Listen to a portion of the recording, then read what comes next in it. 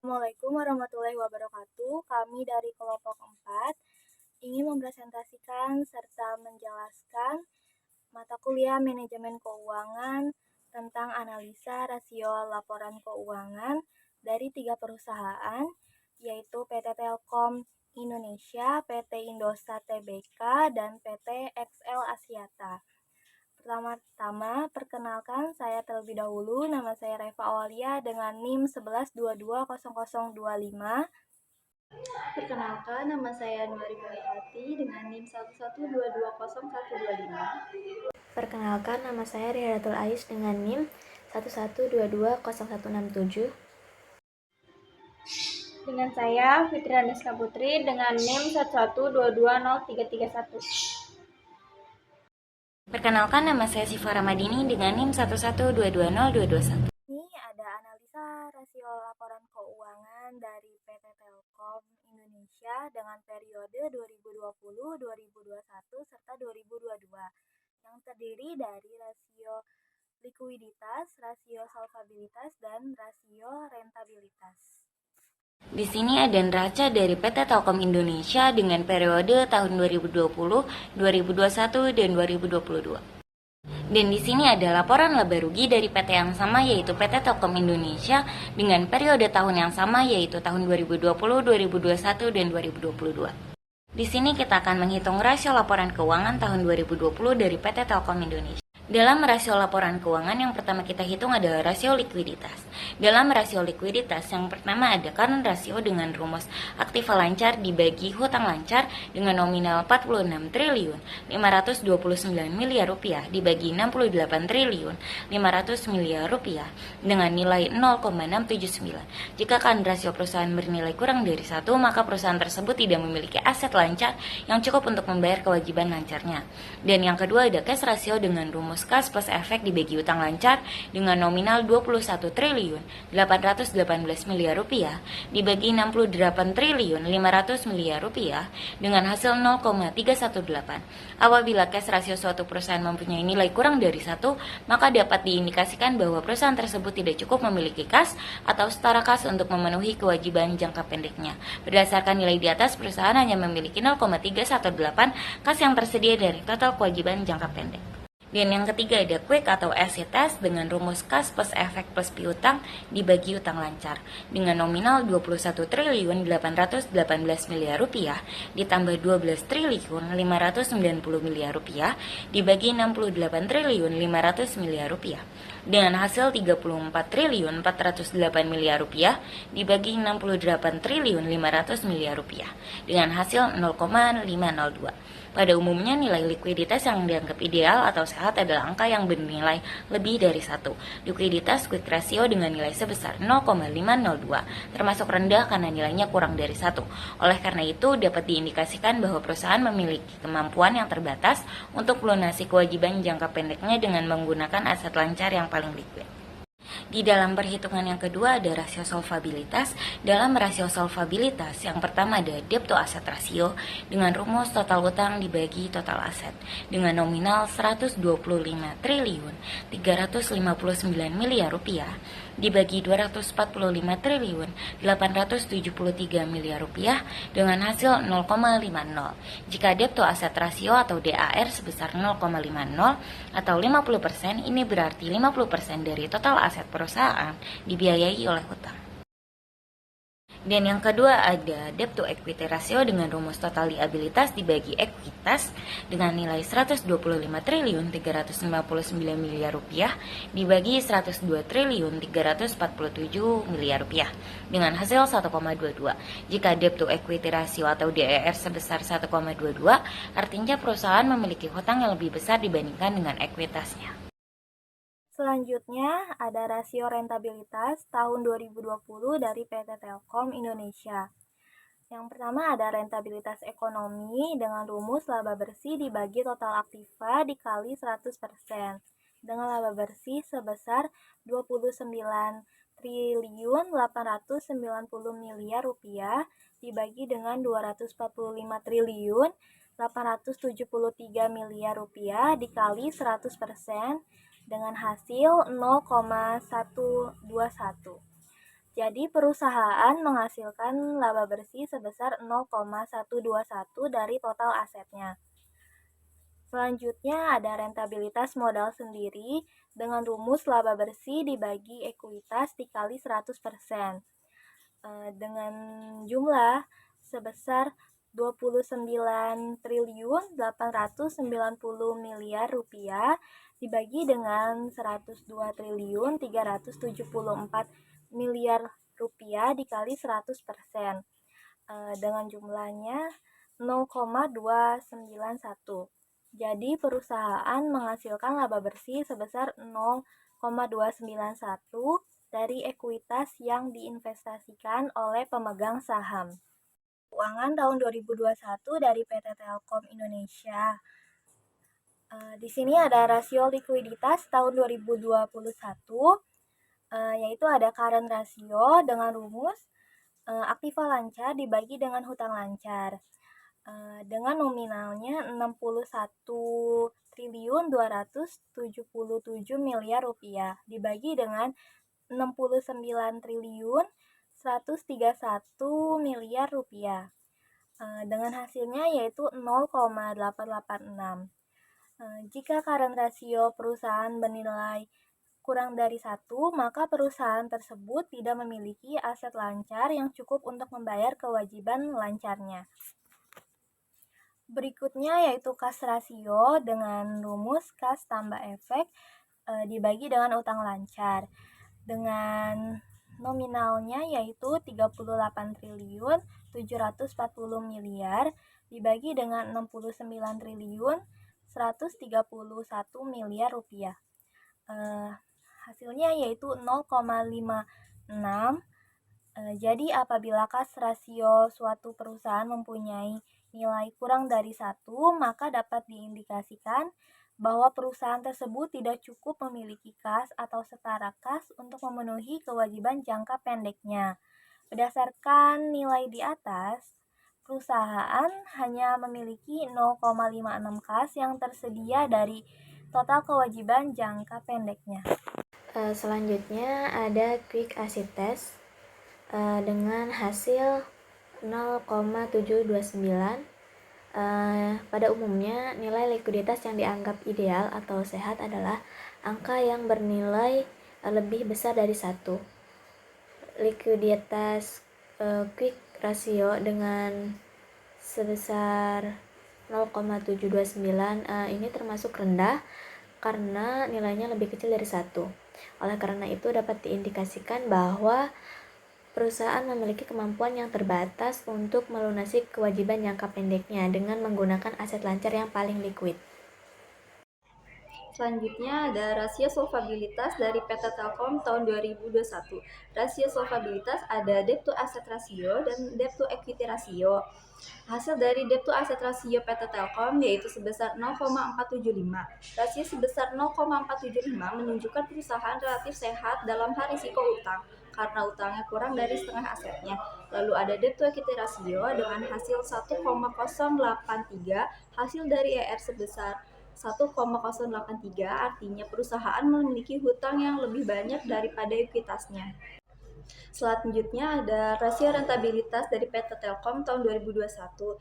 Yang pertama ada rentabilitas ekonomi dan rentabilitas modal sendiri. Hasil dari rasio rentabilitas ekonomi yaitu sebesar 1,122. Jadi perusahaan menghasilkan laba bersih sebesar 1,22% dari total asetnya. Lalu ada rentabilitas modal sendiri dengan hasil 0,279. Jadi perusahaan menghasilkan laba bersih sebesar 0,279% dari ekuitas yang diinvestasikan oleh pemegang saham. Selanjutnya ada rasio laporan keuangan tahun 2022 PT Telkom Indonesia.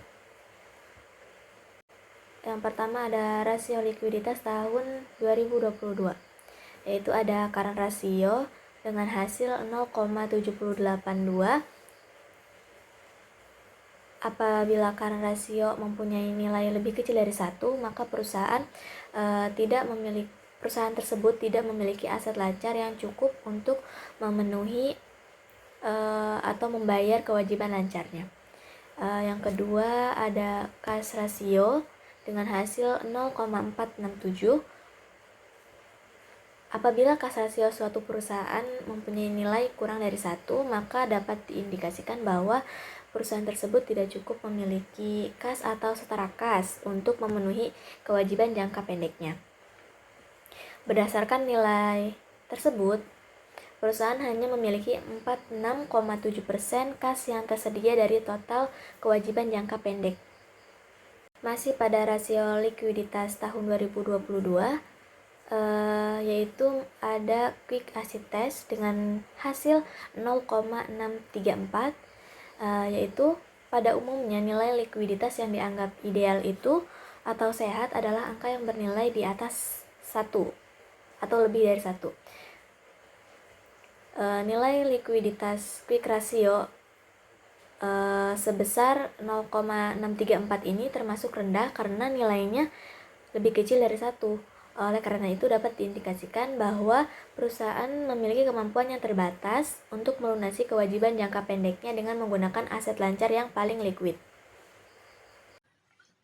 Selanjutnya yaitu rasio solvabilitas pada PT Telkom Indonesia tahun 2022. Yang pertama yaitu debt to asset ratio sebesar 0,45. Ini menunjukkan bahwa perusahaan relatif sehat dalam hal resiko utang, karena kurang dari setengah asetnya yang dibiayai oleh hutang. Yang kedua yaitu debt to equity ratio, yaitu sebesar 0,97. Ini menunjukkan bahwa perusahaan memiliki hutang yang hampir sama dengan ekuitasnya. Ini berarti perusahaan menggunakan utang untuk membiayai hampir setengah dari total modalnya. Selanjutnya yaitu rasio rentabilitas pada PT Telkom Indonesia tahun 2022. Yang pertama yaitu rentabilitas ekonomi sebesar 0,02 atau 2%. Ini berarti perusahaan menghasilkan laba sebesar 2% dari total asetnya. Yang kedua yaitu return on equity, yaitu sebesar 0,04 atau 4%. Ini berarti perusahaan menghasilkan laba sebesar 4% dari ekuitas pemegang sahamnya. Selanjutnya yaitu analisa rasio laporan keuangan pada PT XL Axiata Tbk tahun 2020, 2021, 2022. Terdiri dari rasio likuiditas, solvabilitas, dan rentabilitas. Dan di sini ada neraca dari PT XL Axiata dengan periode tahun 2020, 2021, dan 2022. Dan ini adalah laporan laba rugi dari PT yang sama yaitu PT XL Axiata dengan periode tahun yang sama yaitu tahun 2020, 2021, dan 2022. Di sini ada rasio laporan keuangan tahun 2020 dari PT XL Axiata. Di sini ada current ratio dengan rumus aktiva lancar dibagi dengan hutang lancar dengan hasil 0,401. Jika current ratio perusahaan bernilai kurang dari 1, maka perusahaan tersebut tidak memiliki aset lancar yang cukup untuk membayar kewajiban lancar. Dan di sini ada cash ratio dengan rumus kas plus efek dibagi utang lancar dengan hasil 0,157. Apabila cash ratio suatu perusahaan mempunyai nilai kurang dari 1, maka dapat diindikasikan bahwa perusahaan tersebut tidak cukup memiliki kas atau setara kas untuk memenuhi kewajiban jangka pendeknya. Berdasarkan nilai di atas, perusahaan hanya memiliki 0,157 kas yang tersedia dari total kewajiban jangka pendek. Dan yang ketiga ada quick atau acid test dengan rumus kas plus efek plus piutang dibagi utang lancar dengan hasil 0,189. Pada umumnya nilai likuiditas yang dianggap ideal atau sehat adalah angka yang bernilai lebih dari 1. Likuiditas quick ratio dengan nilai sebesar 0,189 termasuk rendah karena nilainya kurang dari 1. Oleh karena itu dapat diindikasikan bahwa perusahaan memiliki kemampuan yang terbatas untuk melunasi kewajiban jangka pendeknya dengan menggunakan aset lancar yang paling liquid. Di sini ada rasio solvabilitas. Dalam rasio solvabilitas, yang pertama ada debt to asset ratio dengan rumus total utang dibagi total aset dengan hasil 0,71. Jika debt to asset ratio atau DAR sebesar 0,71 atau 71%, ini berarti 71% dari total aset perusahaan dibiayai oleh hutang. Kedua ada debt to equity ratio dengan rumus total liabilitas dibagi ekuitas dengan hasil 2,53. Jika debt to equity ratio atau DER sebesar 2,53, artinya perusahaan memiliki hutang yang lebih besar dibandingkan dengan ekuitasnya. Selanjutnya ada rasio rentabilitas tahun 2020 dari PT XL Axiata. Di sini ada rentabilitas ekonomi dengan rumusnya laba bersih dibagi total aktiva dikali 100%, yaitu laba bersihnya sebesar 371 miliar 898 juta rupiah dibagi dengan 67 triliun 744 miliar 797 juta rupiah dikali dengan 100%. Hasilnya yaitu 0,548. Jadi perusahaan menghasilkan laba bersih sebesar 0,548 dari total asetnya. Selanjutnya ada rentabilitas modal sendiri dengan rumus laba bersih dibagi dengan ekuitas dikali 100%.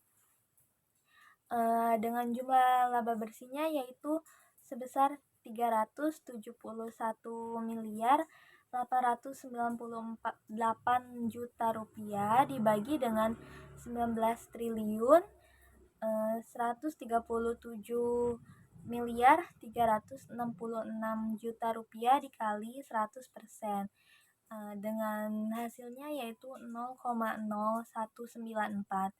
Jadi perusahaan menghasilkan laba bersih sebesar 0,0194 dari ekuitas yang diinvestasikan oleh pemegang saham. Selanjutnya ada rasio laporan keuangan tahun 2021 dari PT XL Axiata.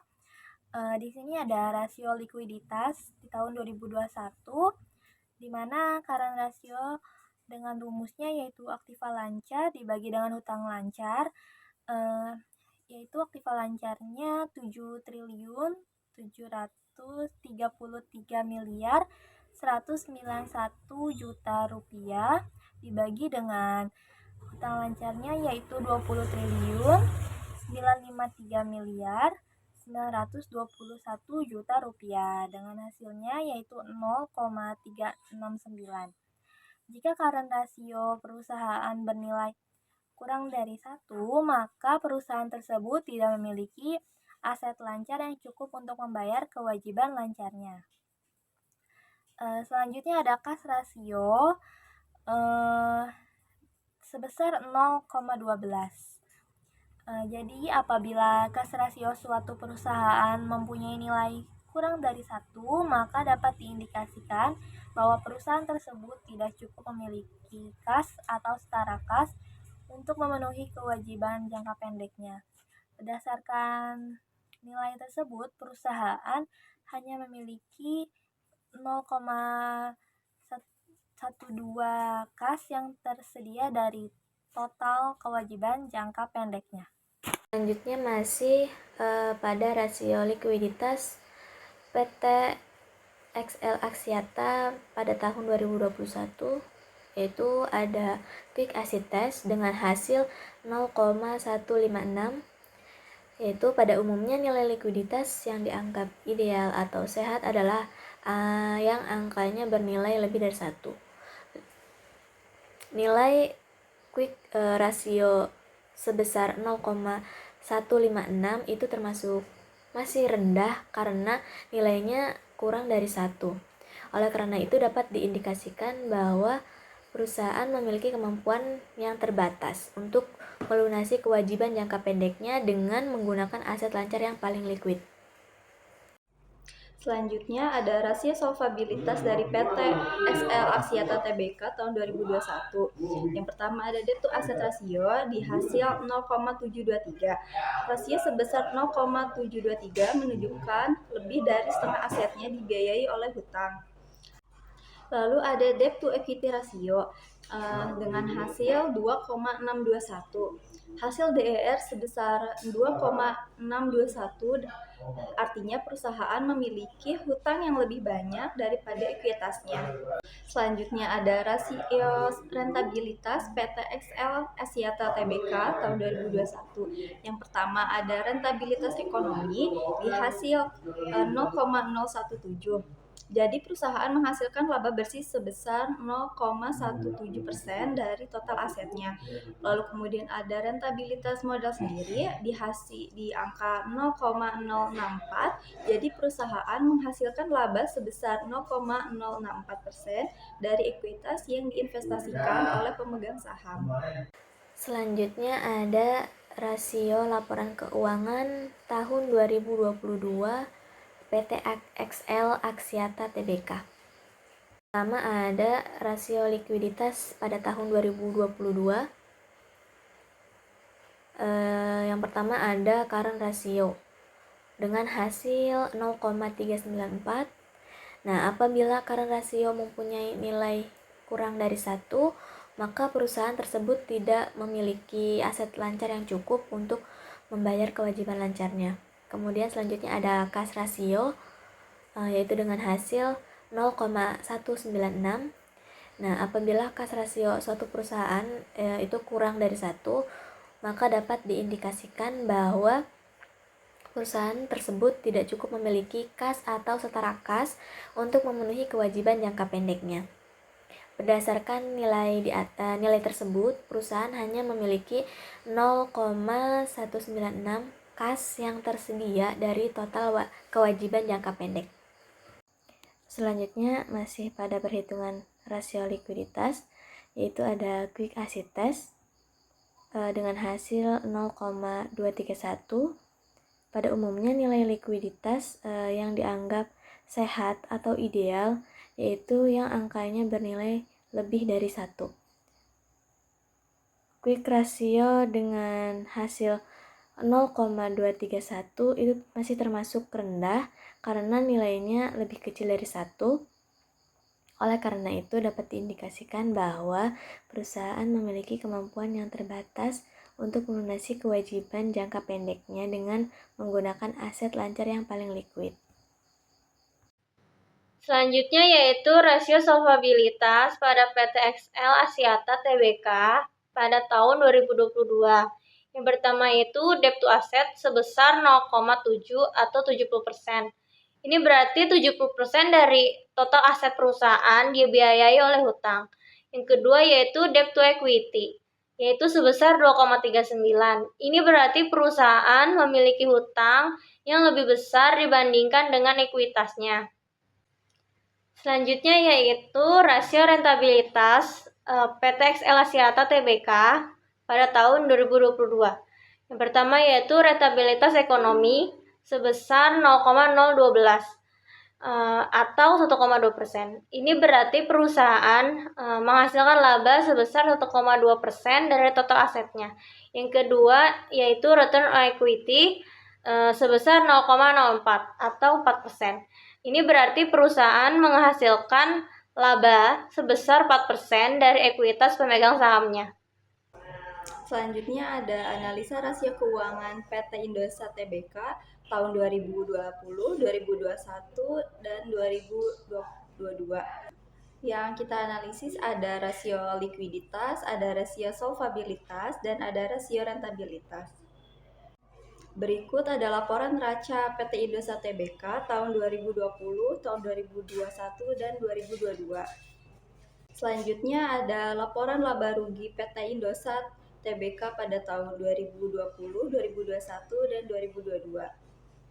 Di sini kita akan menghitung rasio laporan keuangan tahun 2020 dari PT Indosat. Di sini ada rasio likuiditas. Dalam rasio likuiditas yang pertama ada current ratio dengan rumus aktiva lancar dibagi hutang lancar dengan hasil 0,42. Jika current ratio perusahaan bernilai kurang dari 1, maka perusahaan tersebut tidak memiliki aset lancar yang cukup untuk membayar kewajiban lancarnya. Yang kedua ada cash ratio dengan rumus kas plus efek dibagi utang lancar dengan hasil 0,07. Apabila cash ratio suatu perusahaan mempunyai nilai kurang dari 1, maka dapat diindikasikan bahwa perusahaan tersebut tidak cukup memiliki kas atau setara kas untuk memenuhi kewajiban jangka pendeknya. Berdasarkan nilai di atas, perusahaan hanya memiliki 0,07 kas yang tersedia dari total kewajiban jangka pendek. Yang ketiga ada quick atau asset test dengan rumus kas plus efek plus piutang dibagi utang lancar dengan hasil 0,40. Pada umumnya, nilai likuiditas yang dianggap ideal atau sehat adalah angka yang bernilai lebih dari 1. Likuiditas quick ratio dengan nilai sebesar 0,40 termasuk rendah karena nilainya kurang dari 1. Oleh karena itu, dapat diindikasikan bahwa perusahaan memiliki kemampuan yang terbatas untuk melunasi kewajiban jangka pendeknya dengan menggunakan aset lancar yang paling liquid. Di sini ada rasio solvabilitas. Dalam rasio solvabilitas yang pertama ada debt to asset ratio dengan rumus total utang dibagi total aset dengan hasil 0,79. Jika debt to asset ratio atau DAR sebesar 0,79 atau 79%, ini berarti 79% dari total aset perusahaan dibiayai oleh hutang.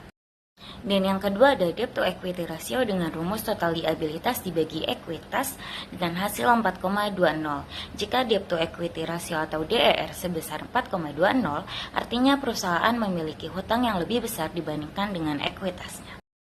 Ada rasio rentabilitas tahun 2020 dari PT Indosat Tbk, di mana rentabilitas ekonomi ini dengan rumusnya yaitu laba bersih dibagi dengan total aset dikali 100%. Laba bersihnya yaitu sebesar minus 630 miliar 160 juta rupiah dibagi dengan total asetnya yaitu 62 triliun 778 miliar 740 juta rupiah dikali dengan 100%. Hasilnya yaitu minus 0,010.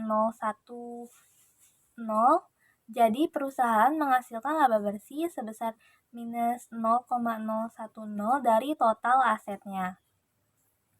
Selanjutnya ada rentabilitas modal sendiri, di mana dengan rumusnya laba bersih dibagi dengan ekuitas dikali dengan 100%. Laba bersihnya sebesar minus 630 miliar 160 juta rupiah dibagi dengan ekuitasnya sebesar 11 triliun 870 miliar 482 juta rupiah dikali dengan 100%. Dengan hasilnya yaitu minus 0,053. Jadi perusahaan menghasilkan laba bersih sebesar minus 0,053 dari ekuitas yang diinvestasikan oleh pemegang saham. Selanjutnya ada rasio laporan keuangan tahun 2021 dari PT Indosat Tbk, di mana ada rasio likuiditas tahun 2021. Di sini current rasionya sebesar 0,401. Jika current rasio perusahaan bernilai kurang dari 1, maka perusahaan tersebut tidak memiliki aset lancar yang cukup untuk membayar kewajiban lancarnya. Selanjutnya ada cash rasionya dengan hasilnya yaitu 0,13. Jadi apabila cash rasio suatu perusahaan mempunyai nilai kurang dari 1, maka dapat diindikasikan bahwa perusahaan tersebut tidak cukup memiliki kas atau setara kas untuk memenuhi kewajiban jangka pendeknya. Berdasarkan dari hasil tersebut, perusahaan hanya memiliki 0,13 kas yang tersedia dari total kewajiban jangka pendeknya. Selanjutnya masih pada perhitungan rasio likuiditas tahun 2021, yaitu ada quick asset test dengan hasil 0,420. Pada umumnya, nilai likuiditas yang dianggap ideal atau sehat adalah angka yang bernilai lebih dari 1. Quick ratio sebesar 0,420 itu masih termasuk rendah karena nilainya masih lebih di bawah 1. Oleh karena itu dapat diindikasikan bahwa perusahaan memiliki kemampuan yang terbatas untuk melunasi kewajiban jangka pendeknya dengan menggunakan aset lancar yang paling liquid. Selanjutnya ada rasio solvabilitas dari PT Indosat Tbk tahun 2021. Yang pertama, debt to asset ratio di angka 0,837. Harusnya sebesar 0,837 menunjukkan lebih dari setengah asetnya dibiayai oleh hutang. Ya, lalu selanjutnya ada debt to equity ratio di angka 5,783. Hasil dari DER sebesar 5,783, artinya perusahaan memiliki hutang yang lebih banyak daripada ekuitasnya. Selanjutnya ada rasio rentabilitas dari PT Indosat tahun 2021. Yang pertama ada rentabilitas ekonomi di angka 0,106, jadi perusahaan menghasilkan laba bersih sebesar 0,106 dari total asetnya.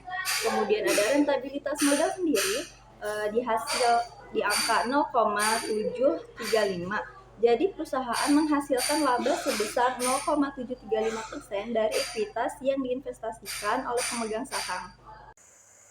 Selanjutnya ada perhitungan rasio laporan keuangan tahun 2022 pada PT Indosat Tbk. Yang pertama ada perhitungan rasio likuiditas tahun 2022 pada PT Indosat Tbk, yaitu ada current ratio dengan hasil hitungan yaitu 0,520, yang apabila current rasio suatu perusahaan itu nilainya lebih kecil dari 1, maka dapat diindikasikan bahwa perusahaan tersebut tidak memiliki aset lancar yang cukup untuk membayar kewajiban lancarnya. Kemudian ada cash ratio dengan hasil 0,265, yaitu apabila perusahaan mempunyai nilai cash rasionya di bawah 1, maka dapat diindikasikan bahwa perusahaan tersebut tidak cukup memiliki kas atau setara kas untuk memenuhi kewajiban jangka pendeknya. Berdasarkan nilai di atas, perusahaan hanya memiliki 0,265 kas yang tersedia dari total kewajiban jangka pendek. Selanjutnya yaitu ada quick acid test, yaitu dengan hasil 0,502. Pada umumnya nilai likuiditas yang dianggap sehat atau ideal yaitu lebih dari 1. Akan tetapi quick ratio pada PT Indosat ini di tahun 2022 itu hasilnya sebesar 0,502. Itu masih termasuk rendah atau terbatas karena nilainya itu kurang dari 1. Oleh karena itu dapat diindikasikan bahwa perusahaan memiliki kemampuan yang cukup atau yang terbatas untuk melunasi kewajiban jangka pendeknya dengan menggunakan aset lancar yang paling liquid. Selanjutnya yaitu rasio solvabilitas pada PT Indosat Tbk tahun 2022. Yang pertama yaitu debt to asset ratio, yaitu sebesar 0,72 atau 72%. Ini berarti 72% dari total aset perusahaan dibiayai oleh hutang. Yang kedua yaitu debt to equity ratio, sebesar 2,90. Ini berarti perusahaan memiliki hutang yang jauh lebih besar dibandingkan ekuitasnya. Selanjutnya yaitu rasio rentabilitas pada PT Indosat Tbk tahun 2022. Yang pertama yaitu rentabilitas ekonomi sebesar 0,04 atau 4%. Ini berarti perusahaan menghasilkan laba sebesar 4% dari total asetnya. Yang kedua yaitu return on equity sebesar 0,16 atau 16%. Ini berarti perusahaan menghasilkan laba sebesar 16% dari ekuitas pemegang sahamnya. Berikutnya ada perbandingan rasio keuangan dari ketiga perusahaan. Di sini ada perbandingan dari rasio likuiditas pada PT Telkom Indonesia di mana hasil analisis likuiditas yang terdiri dari 3 rasio yaitu current ratio, cash ratio, dan quick asset ratio mengalami peningkatan di tahun 2021 dibandingkan di tahun 2020.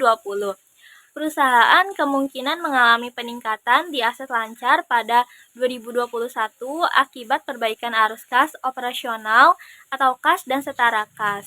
Meskipun masih kurang dari 1, yang dimana aset lancar perusahaan tidak cukup untuk menutupi kewajiban lancar perusahaan. Di tahun 2022 terjadi penurunan sedikit dari tahun 2021. Karena jumlah pada aset lancar yang terdiri dari kas dan setara kas lebih kecil dari jumlah tahun sebelumnya. Selanjutnya ada perbandingan rasio keuangan pada PT Excel Axiata, yaitu perbandingan dari rasio likuiditas, di mana hasil analisis likuiditas yang terdiri dari 3 rasio, yaitu current ratio, cash ratio, dan quick asset ratio, di mana pada tahun 2021 penurunan semua rasio likuiditas kecuali current ratio yang hanya sedikit berubah, mengindikasikan adanya pengeluaran kas yang signifikan, kemungkinan untuk investasi atau pembayaran kewajiban. Meskipun masih kurang dari 1, yang dimana aset lancar perusahaan tidak cukup untuk menutupi kewajiban lancar perusahaan. Pada 2022, perbaikan pada cash ratio dan quick ratio menunjukkan bahwa perusahaan lebih fokus pada pengelolaan kas dan aset lancar lainnya. Di sini ada perbandingan rasio keuangan dari ketiga perusahaan, yaitu rasio likuiditas dari PT Indosat Tbk, di mana hasil analisis kan rasio pada tahun 2020 sampai dengan 2022 stabil, tidak ada penurunan signifikan, meskipun masih kurang dari 1, yang dimana aset lancar perusahaan tidak cukup untuk menutupi kewajiban lancar perusahaan.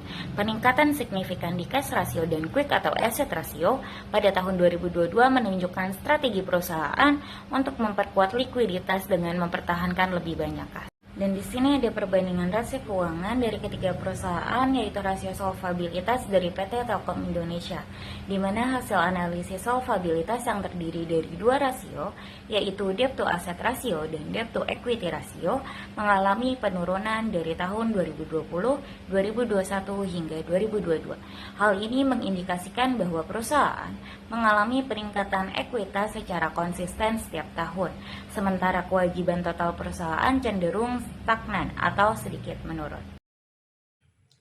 Selanjutnya yaitu perbandingan rasio keuangan, rasio solvabilitas PT XL Axiata Tbk, di mana hasil analisis solvabilitas yang terdiri dari debt to asset ratio dan debt to equity ratio mengalami penurunan dari tahun 2020, 2021 hingga 2022. Hal ini mengindikasikan bahwa perusahaan mengalami peningkatan ekuitas dan total aset secara konsisten setiap tahun.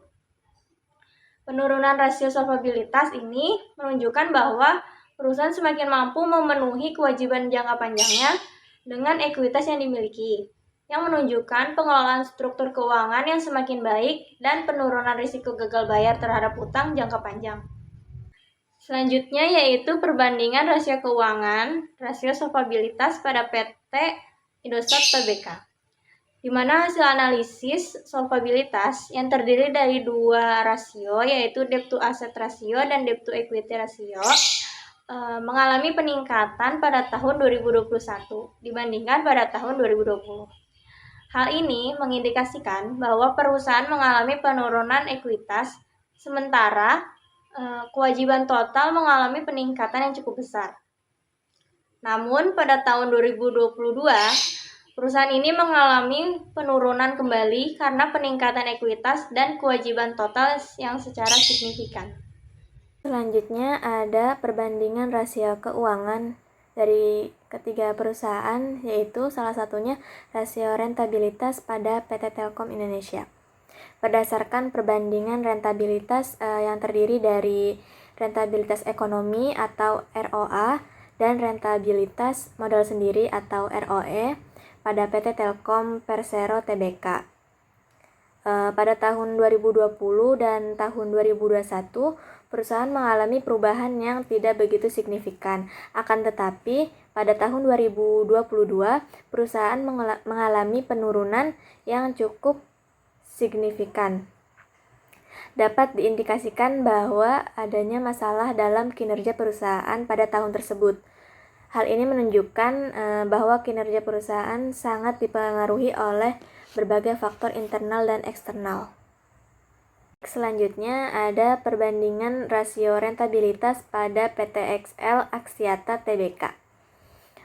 Berdasarkan perbandingan rentabilitas yang terdiri dari rentabilitas ekonomi atau ROA dan juga rentabilitas modal sendiri atau ROE pada PT XL Axiata Tbk dari tahun 2020 sampai tahun 2022, perusahaan mengalami perubahan yang signifikan. Perusahaan mengalami penurunan drastis dari tahun ke tahun. Hal ini menunjukkan bahwa kinerja perusahaan sangat dipengaruhi oleh berbagai faktor internal dan eksternal. Rasio rentabilitas PT Indosat Tbk berdasarkan perbandingan rentabilitas yang terdiri rentabilitas ekonomi ROA dan rentabilitas modal sendiri ROE pada PT Indosat Tbk. Perusahaan mengalami perubahan yang tidak tetap selama periode 2020 sampai 2022. Perusahaan mengalami kerugian pada tahun 2020 dan terjadi peningkatan yang cukup besar pada tahun 2021. Namun keuntungan tersebut menurun pada tahun 2022, akan tetapi masih lebih baik dibandingkan dengan tahun 2020. Hal ini menunjukkan bahwa kinerja perusahaan sangat dipengaruhi oleh berbagai faktor internal dan eksternal. Di sini ada kesimpulan, yaitu analisis rasio keuangan adalah analisis yang dilakukan dengan menghubungkan berbagai perkiraan yang terdapat pada laporan keuangan dalam bentuk rasio keuangan. Kita dapat menggunakan rasio keuangan untuk mengevaluasi kondisi keuangan perusahaan dan kinerjanya. Analisis keuangan juga mempunyai beberapa keunggulan. Salah satunya adalah rasio sebagai pengganti yang sederhana dari informasi yang disajikan laporan keuangan yang sangat rinci dan rumit. Yang terakhir, saran yang dapat kami sampaikan setelah kami menganalisa rasio laporan keuangan dari ketiga perusahaan ini, yaitu perusahaan bisa atau dapat dengan rutin menghitung dan mengevaluasi rasio keuangannya secara teratur, seperti menghitungnya per 3 bulan atau setiap tahun. Nah, dengan cara ini perusahaan bisa terus memantau kesehatan keuangannya dan melihat bagaimana kinerjanya berkembang dari waktu ke waktu.